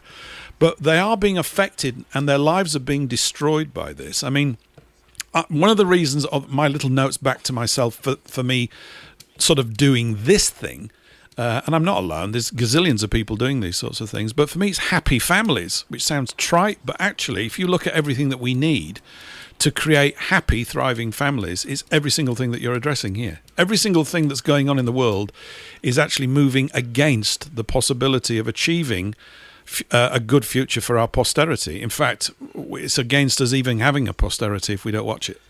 That's how serious it is. And I know many people think about those things. I'm one of them. And of course, it's rather dark stuff. But it's grown-up time. It's strong meat for men time. It really is, and we've got to deal with it. Yeah, these are all the phrases I talk about. Because I mean, go to the website, you'll see everything. But like adults in the room, that kind of thing. Because there are so many. Once you sit down, so obviously I've got 3 phases here. The first phase is to get the whole freedom movement behind it. Yeah. The third phase is to get local campaigners out there, making things happen. But there's a middle phase, and that middle phase is just to stop splitting the vote. Because every time another party comes along, they're splitting the vote. Mm-hmm. So as we stand now, the vote is split. So, it's about, there's a number of parties, a number of independents. They're all over the place. It's a mess, and they're all splitting the vote. So we need a central place for people to say, okay, look, let's join forces. A bit like, Churchill's ministry parliament during World War II. Everybody just sort of puts their differences aside and joins in. Because I mean, it's ludicrous. I mean, there's parties. I mean, I met a guy a couple of weeks ago who's setting up a party. And there's many of them. There are. Yeah, so you could. So we're different because we're not setting up a new party. We're literally trying to stop the vote being split. We're trying to get everybody to come together. Now, if you go to the website, you'll see that I talk about how, you see, it's somebody like Reform, for example. Mm-hmm. Even if they were completely on our side, but say they were, George Galloway runs he's a firebrand. I know you know who he is, but your viewers mightn't. He's sort of a firebrand, very left wing, Workers' Party type guy who's very charismatic. He is. He's very eloquent at times. He's got a good force about him when he talks. Yeah, he does. He has something. Yeah. So but that's his party is the Workers' Party of Britain. Now the Reform Party are pro-Brexit. I mean, Galloway was pro-Brexit as well, but visually you would say, oh yeah, they're very right, they're right-wing, they're conservative, etc. So if somebody who would normally vote for Galloway isn't going to go over and vote for the Reform Party, and the Reform voter isn't going to go and vote for Galloway. So it's not like all these parties, and you could pick one of them, like pick Galloway's one, and then everybody vote for them.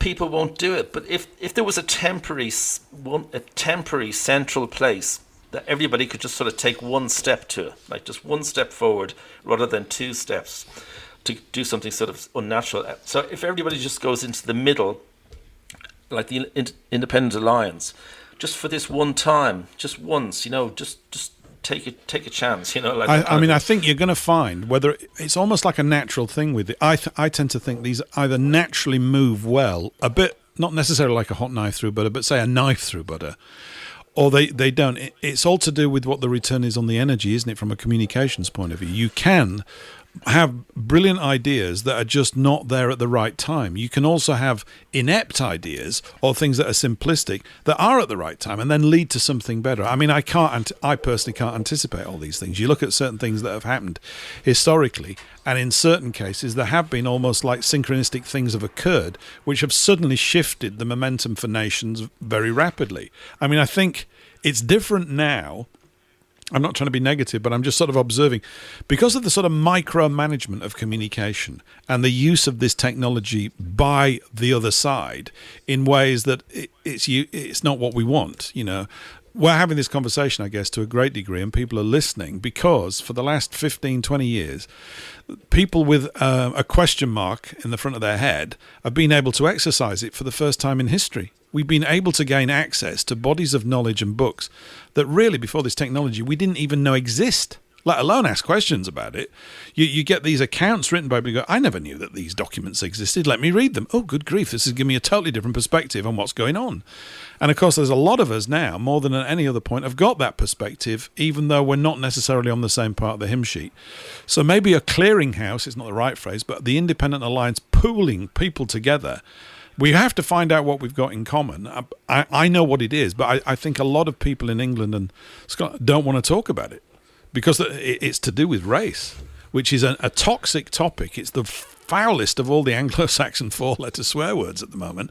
Oh, no, you can't talk about that. I mean, maybe I'm getting out of touch with everybody else, but I think that this is key. The reason why people are uncomfortable, they've been trained to not look out for their own. And things are very different. Life is very different. I remember what it was like for me as a kid in the 60s and a teenager in the 70s in the north of England. And it's very, very different to the way it is right now. So better? Yeah, it was better. In terms of community strength and connection between people, it dwarfs what we've got right now. And now we've got a lot of polarized people in very well-feathered sort of, prisons. You've got TV and you've got all this stuff and all that kind of stuff. So we've got a kind of situation trying to rouse people, which wasn't as difficult in the past, I suppose, even though, if you look at, say, trade unions and the like, they were all hijacked by commies. Ultimately, they were. They became a menace. It's a great idea, but then yet again, how do you stop? This is the great thing. I spend ages thinking about the banking system. I go, yeah, well, what we need a good bank of governors and all this. And then I go, there's a problem for you. Who's going to govern the governors? Who regulates the regulators? And so this is a challenge, and there have to be the reintroduction of certain penalties. I suppose what I would say, David, as well, is that the incumbent political class, irrespective of whatever party that they're in, and I'm talking really about the major ones, not the small ones that you've just been addressing, although some of those I think are red herrings as well, but the major ones, they've made their decision, and their decision is that they're for globalism. They don't have to say it. You just look by their fruits. They're for it. They don't come up with anything that is to actually serve the people of these islands. None of them do that. They don't do anything like it at all. So, I've often felt that interacting with these people is completely fruitless, counterproductive, and mad. It's like I believe that I'm going to affect them. No, of course I don't. I've analysed things. I've looked at them personally. I've gone, no, these people they're not going to listen to me. They will pretend to listen to anybody. So, but the idea of gathering our people together, the electorate on the ground, is the right area for me. My energy goes up at the thought of that, because it's the I'm a peasants' revolter. That's what happened then, and they nearly did it. If he hadn't got a knife in the back. Because he literally got stabbed in the back, literally, not sort of as a figure of speech.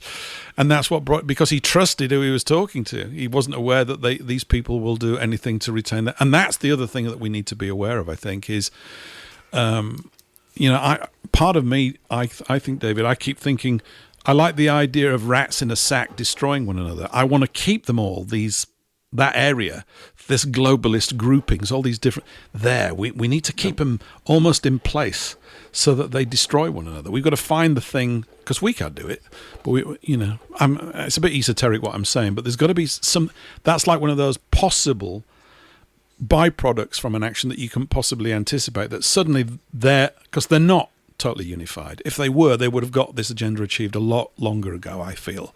So they're not. They've just all got giddy with technology. Now that they can stick chips in everybody and all this, that and the other, because they're useless, this is the height of their imagination about how to make life be managed here on the earth. And it's, their ideas are basically crap. They're very low grade, but they can get away with it because they've got this power.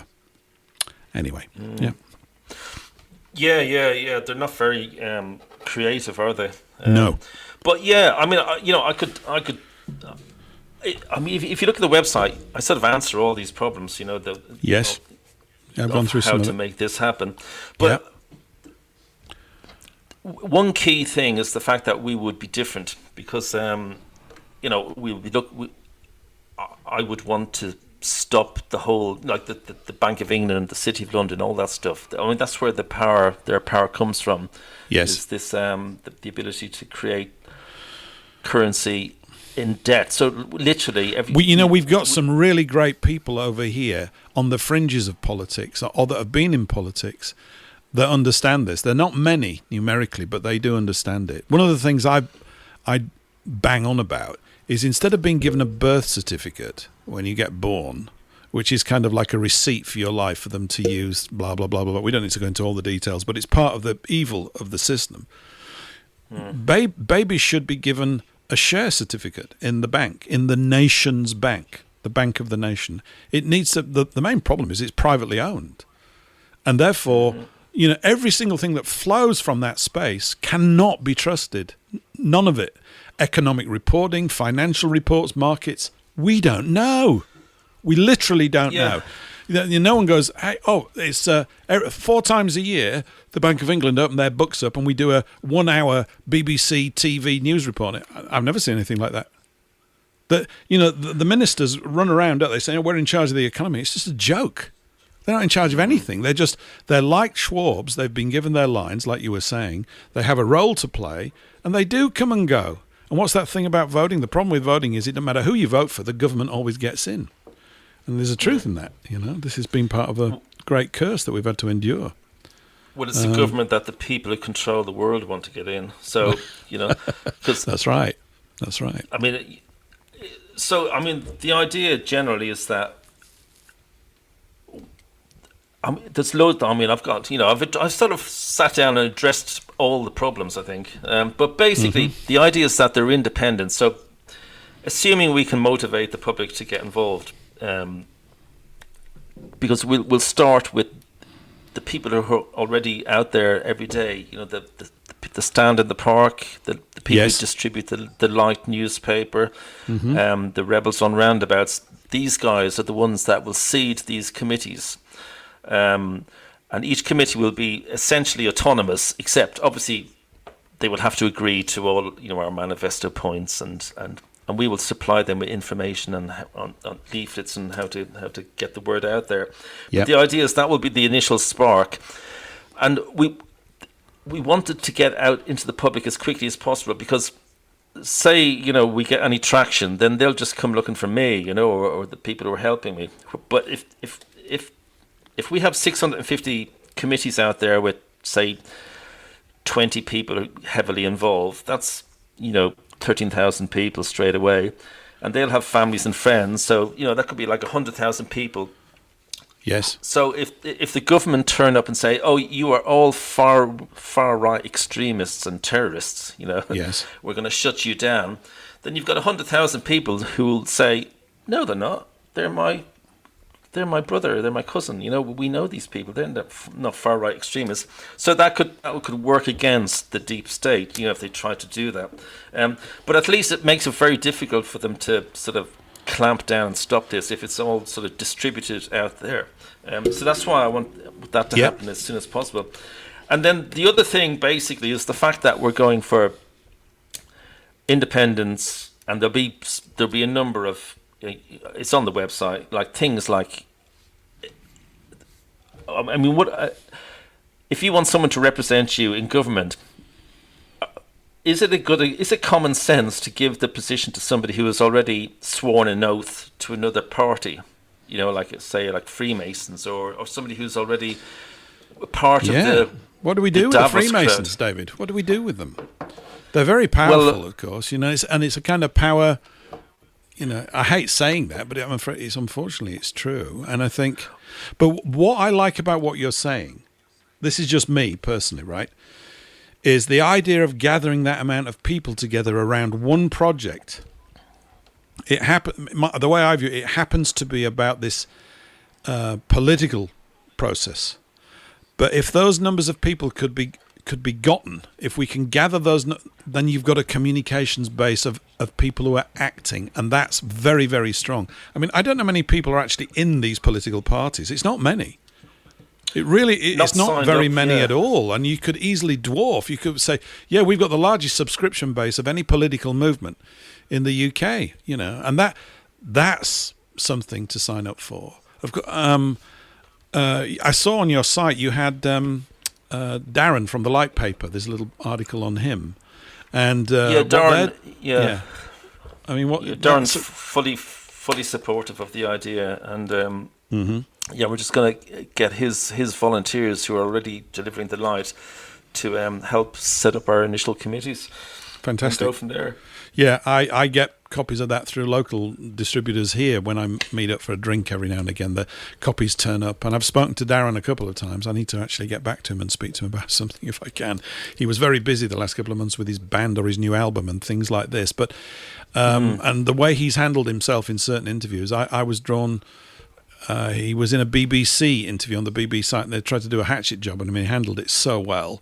And of course, what are we supposed? The vitriol that comes out of these places is ridiculous, and it's all trigger language, and it's nonsense.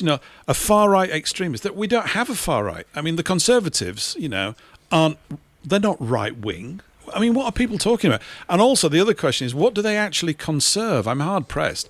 They don't conserve. They're worse than the Labour Party, which, of course, is by design because they drape themselves in the Union Jack and swan around going, we are the traditional party of Britain, or at least that's the image that they seek to have people absorb. And I guess, to some degree, it's still pretty much that way. And yet you look at what they do, they're more rapidly undermining the base of the people of these nations than anything else. And by, what you're talking about, well, by extension, I think across Europe they need similar things.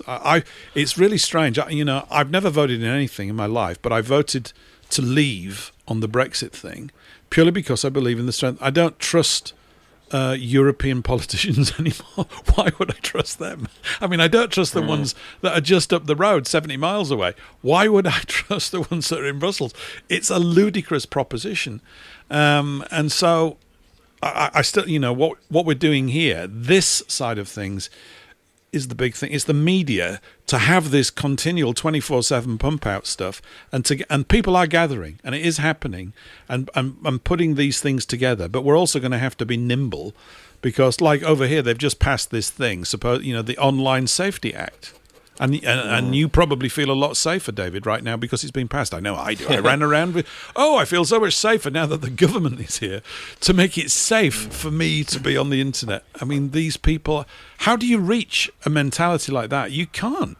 I have no idea. I have no idea how to reach people like that. They're unreachable, it seems to me.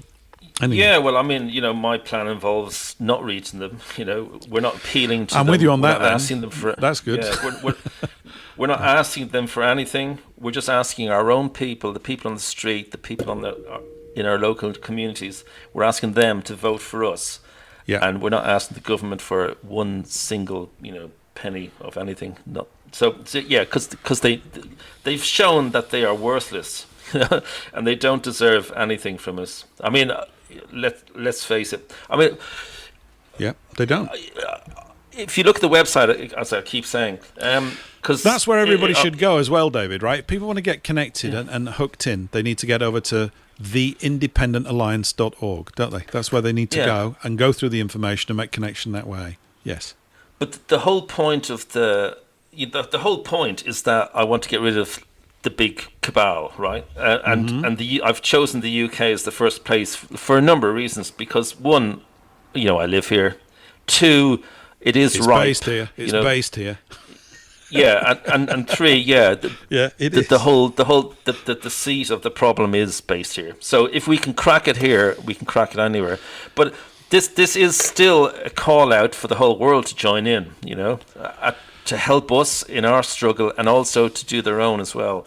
Because I wanted it to be a worldwide thing.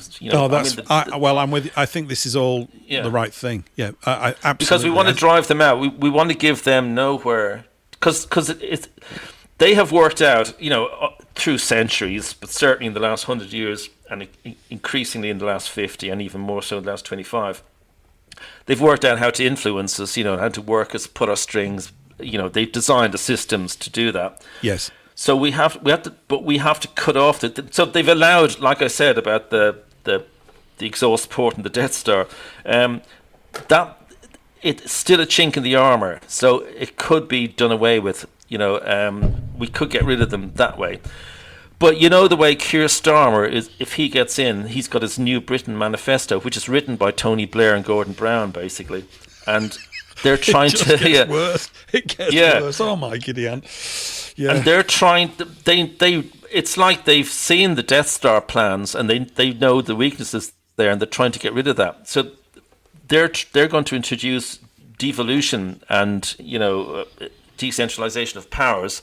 Mm-hmm. That would mean that if we do get a majority in government in the future, which is our plan now, we won't necessarily be able to make changes. So it's sort of devolved around. So you'd have to have control of every city, every council, every MP in the Parliament. You'd have to have everything to make change. So it's like they have seen the Death Star plans, and they've worked out that there is a weakness, and they're going to try and get rid of it. So that's what makes this even more urgent this time, is we need to get cracking. Now, I'm an optimist at heart, and I'm aiming to win this next year. But let's face it, maybe we won't, okay? So we'd have another 5 years, or another 4 or 5 years to keep on building. But if we make progress, I mean, you've seen how they do back down and try and change their plans if they're getting resistance, because they're still at the stage where they don't want to be seen. There's all this plausible deniability and propaganda and PR stuff that I'm nudging them, and the average person won't notice that they're being, absolute, shysters. But we do, because we're the few at the moment. But so if they get resistance, they do sort of back down and change tack a bit to come at it a different way.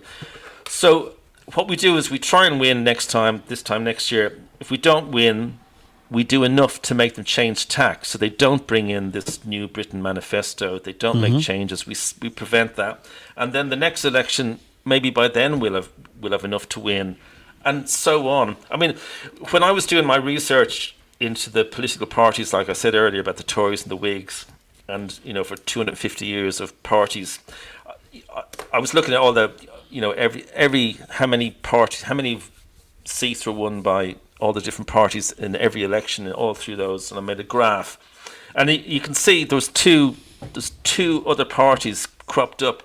The first one was, you'd see that the Irish, because the UK came over to Ireland, took over Ireland, in the Elizabethan times or whenever it was, and ruled Ireland for like 400 years or whatever. Yeah. I mean, I should know, it should roll off my tongue better because I did it all in school, but when you look at all the parliaments and the votes and the seats over the years, you could see this little green band growing, and it was the Irish question. And basically, it was like Brexit. It was sort of the same happened with Brexit. It was like this question pops up, and people are starting to say, "Oh, hang on, we want Irish independence." I was like, "We want to leave Europe for Brexit." Mm-hmm. And you see that it grows and grows over about 5 parliaments until eventually they got their way, basically. So the Irish question grew and grew until eventually it was dealt with, and Irish got their independence. Debatable. And then the same with Brexit, which is debatable. And ironically, they're both come down to Northern Ireland, don't they? Both of those problems.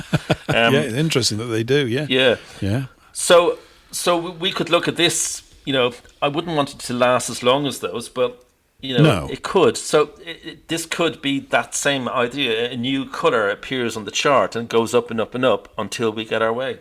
And I think we need to do that. And I think we need to start. And like you said earlier, and we talked earlier, and obviously it's my plan because I've drawn diagrams on the website. But yeah, a central hub where anybody can join in. Parties can join. The freedom movement activists can join. Anybody can join. If all you can do is deliver 10 leaflets a week, then you've got a place. You've got somewhere, and it's a central place. And anybody who says, "What should I do? I want to do something," I said, go there. That's the place to go, and you'll find the way that you can make change. And it's a central place to come. And then we just build, and make it bigger and bigger and bigger. And every day it's bigger, and then we get to that point where we do win. And that's my plan. That's what I've come up with, and that's what I'm working on. And it's as good a plan as any. It's as good a plan as any. I mean, there's all sorts of things I could say. Oh, well, what about this and what about that? The mind jumps all over these places, and you've probably got them too, right? But the thing is that it's better to do something than to do nothing at all. It's something about acting, because obviously we're living this kind of intellectual life at a distance over the internet. And I'm very thankful for it. I'm very, very thankful for it. But I'm also really aware that it's not sufficient. We're not going to change it just through that. But we've got access to technology that enable us to connect with people instantaneously in these islands and elsewhere in the world in a way that we never would have had. Well, we didn't have before. You just couldn't do it. So that's probably one of the reasons why they accelerated their agenda as well, because we can act in a more dynamic way if we can get our act together. And if this is a sort of vehicle, if it's this or something like this that does it, that's all to the good, so that there's a role for people and they can get concerned again and maybe see that their voice might have some weight. And of course, I think at the base of it all, David, as well, you've talked about addressing the whole kit and caboodle, the cabal and all this kind of stuff. These are nasty people. I say that based on, by their fruits shall ye know them. You and I don't go around planning wars and trying to kill people and dominate and boss everybody around. I'm not in the slightest bit interested. I think people that want to do that are weird. Not only they're weird, they're a great menace. Many of them are very, very clever. I know that. And they're trained. And you were talking about how they press our buttons and everything. They have bodies of knowledge about how to manipulate large-scale civilizations and stuff, going back hundreds, if not thousands of years. They've learned this stuff from the Roman emperors, probably from the pharaohs. I should imagine they've still got access to this stuff. Seriously. But obviously we're alive today. We have to look at what we can do. I think, for me, it's always been about the money power, because I operate on the basis that the money power is dictating what the government can and cannot do. And the government pretend that they're in charge because they're told by the money power that it works for them to pretend that they're in power, and they'll look after them, don't you worry. But when it comes down to meaningful decisions about finance and about how to really organise it, they're nowhere. And you just have to point to these obvious things like no one who's ever gone to school in England since I've been going to school, and before that, has ever been taught about money and banking. And they're not taught about it today. And you go, absolutely. Why are they not taught about? Why are we not taught about how central banks operate? Even on degree courses in economics, they don't spend any time on it. I mean, it's a joke. Well, it's like, have you seen that new? We've got about 8 Jordan minutes, Peterson just to let you know. thing. We're drawing to a close. So if there's things you want to say in the last 5 or 10 minutes, we're just about there. Yeah. Well, yeah. I mean, that's the thing. If you're not talking about the money system. Mm-hmm. And what what I'm talking about. Yep. Then you're part of the problem, either because you're ignorant or you are literally one of the bad guys. But I mean, have you seen that the Alliance for Responsible Citizenship, Jordan Peterson? Oh gosh, I just saw something about it this afternoon. Not had a chance to look at it. Is it a sort of another cul-de-sac? It's a way of diverting energy into another black hole. Is that what it's going to be? Yeah, well, absolutely. I mean, I didn't have any confidence in it when I first heard about it back. I think I heard about it back around March, and I thought, oh yeah, I know what that's going to be like. But it's even worse than I thought it's going to be like. I mean, it's literally run by the people who own GB News, the Legatum Institute. It's a trust fund, not trust fund, a hedge fund, set up by a guy who he set it up with 25 million from George Soros, And they also why get don't we write donations to from- George? Do you think George has bung us 25 million? George, Yeah. why don't you do something decent? Oh, you can't. You're a lunatic. Sorry for But, wasting your time. Yeah, go on, sorry. They also get money from Bill and Melinda Gates. Oh, great. That's good. It just sounds fantastic. But basically, yeah, all they did was talk, and not once did anything serious come up about the financial system or the legal system. You know, they're just talking about society and blah blah blah. You know, all that sort of, rubbish. Absolute nothing. So, I mean, there's some people on our side, skeptical people like us too, think it could be an effort to actually get rid of the WEF and bring these guys in as a sort of a more people-friendly WEF, but they'll still in one of those documents, the protocols. You're familiar with the protocols? I won't say anymore, but if you are, one of the things they talk about is destroying the population's belief in all of their elected officials. We're at that point, right? People are demoralized and disconnected from a bunch of people who are obviously not doing anything for us in a way that is so extreme compared to previous governments that it's just obvious to people that, well, obviously not to everybody, but to a huge number of us. And they talk about basically creating a solution to that, which we will all run into the arms of. And what you're describing here seems to fit that pattern. Peterson, intellectually gifted and articulate though he may be, and he does make some fine points intermittently, like a broken clock. He's right every now and again. I saw a picture of him years ago in his flat, and on the wall there was a picture of the Russian Revolution, and I just went, "You're in the bin, mate. I'm just going to treat you with kid gloves because you don't put pictures like that up on the wall." I saw that picture as well. Yeah, ridiculous. Schwab's got something similar as well, hasn't he, on his wall and stuff? So, I mean, I've actually got a picture on my fridge, a poster of Marx, Lenin, Mao, and somebody else. But I've got it up there ironically. I don't want throw darts. So if you ever see it, you better not get that in the thing. I'll read it wrong. I'll get it all wrong. I go, oh no, I talked to David Fleming. He's a bad one. This is really bad. But clearly, I mean, we know how serious he takes his image. So obviously, he would have wanted to be seen with that picture. Yes. Sending out signals. And there's one where he's confronted, I think the best thing ever. Like I said, he's obviously a very bright guy. I mean, it's be foolish to say otherwise, but there's something not quite straight about the way he's batting. And there's a bit where he was interviewed on the stage once where someone asked him a question about the Russian Revolution, and the direction the question was going in he didn't like, and I won't go into it anymore right now, but I knew exactly where it was going, and he just walked off, couldn't deal with it. He just go, right, well, you're about as useful as a chocolate teapot. I mean, it's a joke. And yet he's absorbing all this attention. So this is the thing.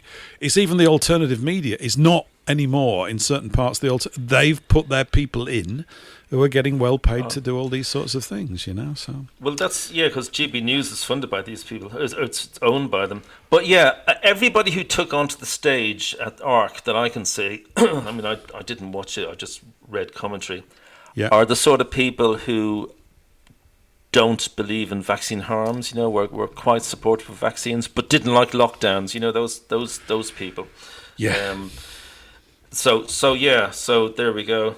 We're right at the end, David. I mean, we're right at the end. Yeah. We're going to go to some music in a second or two. It's been great having you on. You're welcome back at any time. Not next week, of course, because we'd all be a bit exhausted with one another by then. But I'd like to stay in touch as well to see how things go. And I think sort of, if you can make it back at some point in the future, that would be good to get an update on where things are happening with this. And I'll be paying more attention to it. It's been great talking and covering all these different topics. So, theindependentalliance.org, everyone. That's where you need to go. Yeah. Yeah, thanks. It's flown by. Yeah, thank you.